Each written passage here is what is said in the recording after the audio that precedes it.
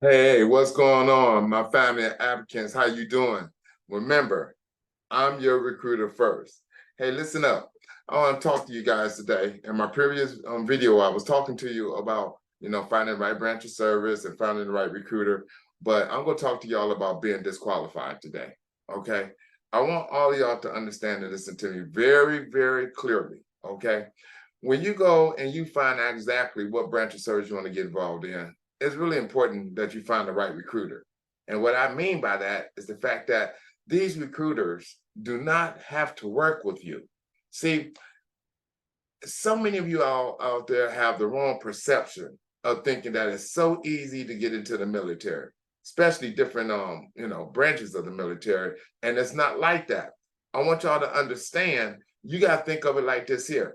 Actually going to get in the military now is going to really apply for a job position. It really is. And you want to find exactly the job that you want to find. And once you find it, you want to make sure that you're prepared. And what I mean by being prepared, I mean about having your stuff together. Okay. These days and everything, they're always looking at what your resume first. And then if they like your resume, then they'll call you in for a sit down and talk to you about it. So then you can go ahead and apply in person. So I want y'all to have that same type of mindset it is in the military. When you go and you find a recruiter, all right, about getting into the service, you need to really take that serious because these recruiters don't have to work with you. And what I want to do is get straight to the point to let you know that I'm going to tell you things that you need to do so then it can limit your time and you can make sure that you process and get through this the first time around. Because even though, like I said, I've been out for a while, no, I haven't been out that long because I always had a passion. I had a passion for recruiting. I was very good at it. So every day I was always talking to young people, older people who want to get involved in the military and kind of telling them the things that they need to do. So I'm going to tell all y'all right now. Got a young lady I'm working with, and the fact is that very sharp, very smart, and everything. Passed the test. Okay, and it was time to go take her physical. Now she went to take her physical, and after taking the physical, she got disqualified. Now, you would have never ever thought that this young lady got disqualified.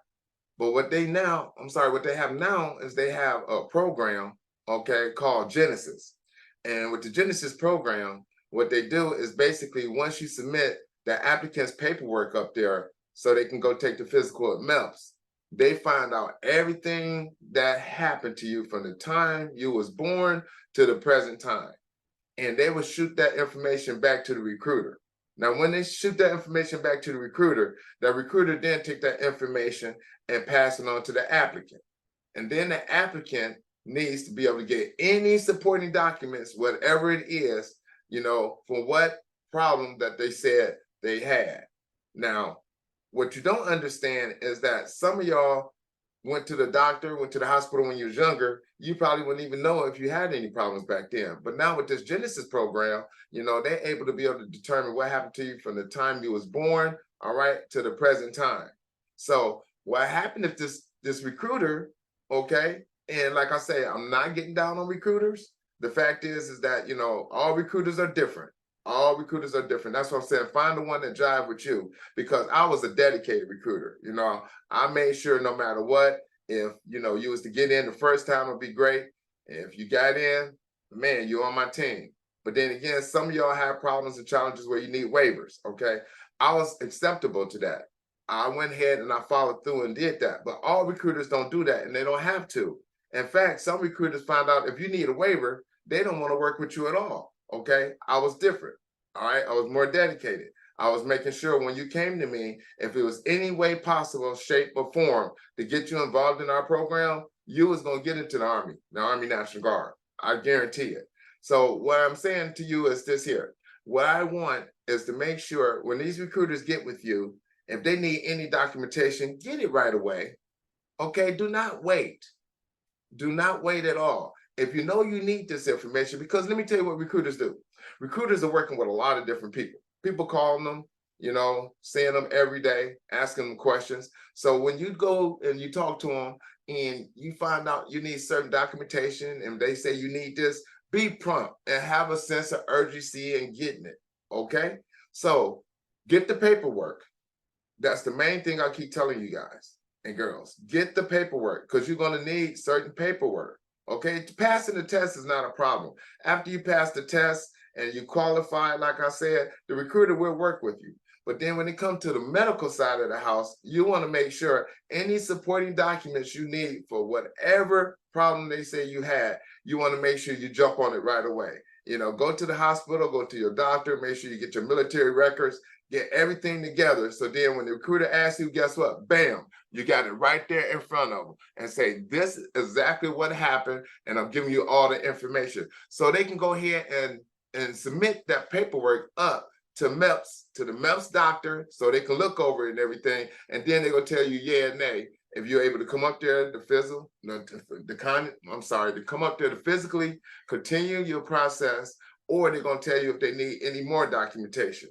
But if you don't show these recruiters that you care, if you show them that you're lazy, they're going to just drop the ball on you. And that's not what happened. I want all of y'all to get through the first time. Get any documentation you need, no matter what it is. Now, they was disqualified. This young lady was disqualified. She didn't know that she had any of these problems at all. She didn't know she had any of these problems. So what happened is that she went back, got the documentation, submitted again, and guess what? They still turned her down. Now, what the situation is here is that she got temporarily disqualified.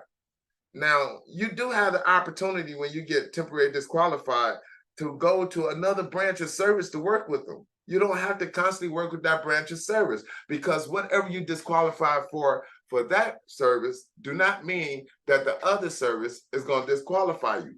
Every branch of service have their different ways of looking at this disqualifications.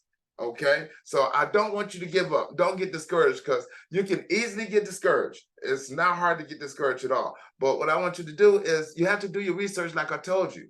You know, make sure that, you know, you look at other branches of the service, because if the first branch don't work, guess what?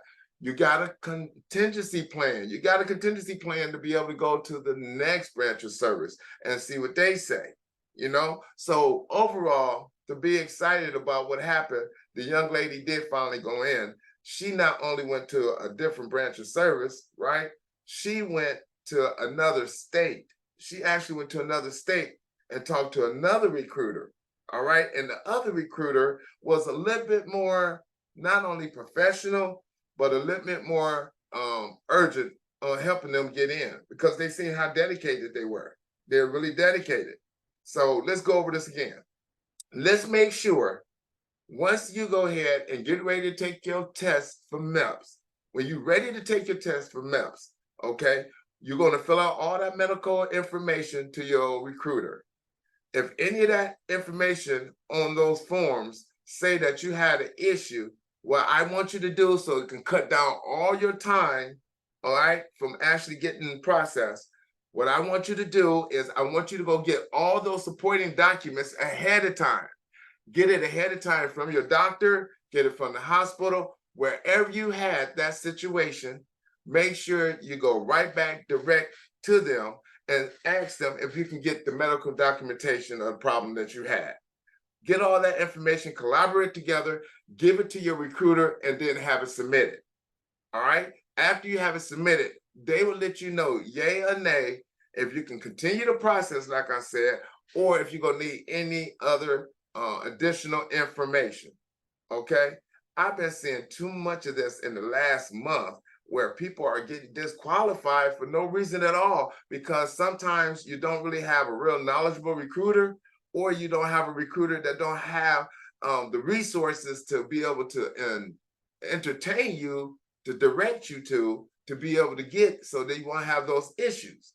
All right, listen here. I told you I'm your recruiter first. You listen to me. I'm going to make sure you get all the information that you need, and the direct and the proper information. So when you do go talk to a recruiter, I guarantee when they try to say something that don't sound right, you can be like, all right, come back. Please leave all your comments. Leave all your comments. I like to find out if it's something that you need to know, if it's something that you don't feel comfortable about, that they're telling you. I'm going to get with you straight to the point and let you know. I'm gonna get right back with you.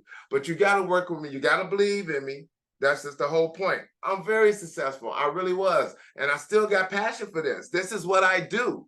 This is why I decided to go ahead and start this YouTube channel, because I seen that this is a perfect opportunity for so many young people, okay, that you're not taking advantage. I actually have people who never, ever had a recruiter approach them in high school. They say they ain't even never seen a recruiter. Then they get out of high school. A lot of them in college don't even think that they even qualified to get in because they're over 21 years of age. People, I'm here to tell you and give you this information. Most branches of service, most of them, I'm telling you about the Army now, the Army National Guard, all right, they would take you up to 35 years of age, up to 35 years of age. So you still got an opportunity to get in. If you got dependents, if you got kids, if you're married, okay, don't take it upon yourself, all right, to know the answer if they're going to be able to accept you or not. You don't know. I need you to make sure that you do the first thing. The first thing is take action. Take action, okay? Go and take advantage of what is really offered to you. You have so many opportunities, so many opportunities. And like I said on my previous videos, again, okay, find the right branch of service. And by finding the right branch is finding out the things that you pretty much like to do, okay, things that you want for yourself, the way that you see your future going, okay? Then you find out the recruiter that you want to work with. Find that recruiter, and guess what? Test that recruiter. Ask them questions. See if they're going to be honest with you. You got to understand that recruiter is going to be with you from the time that you, enlist in the military, all right?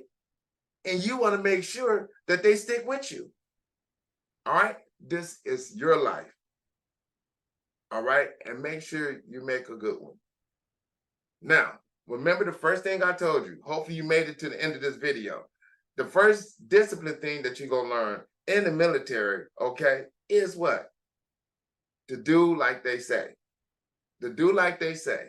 Don't challenge anything. Believe me, especially in your early part of years in the military, okay? Do like they say. So we're going to practice discipline right now, okay? Discipline is this here. What I want you to do is like, share, okay? And hit that notification bell, okay? Like, share, and hit the notification bell. And like I say, share this video with other people.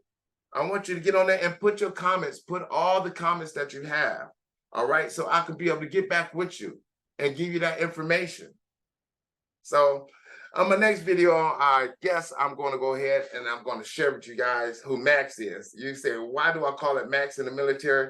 Because right now Max is off training, but he's going to have a break here in a second, and I'm going to be able to introduce Max to you guys. So make sure, you go ahead, like, share, and man, oh man, I am so excited for you guys. Hit that notification bell, and I will see y'all on my next video. Talk to you later. Sergeant First Class Cross, retired.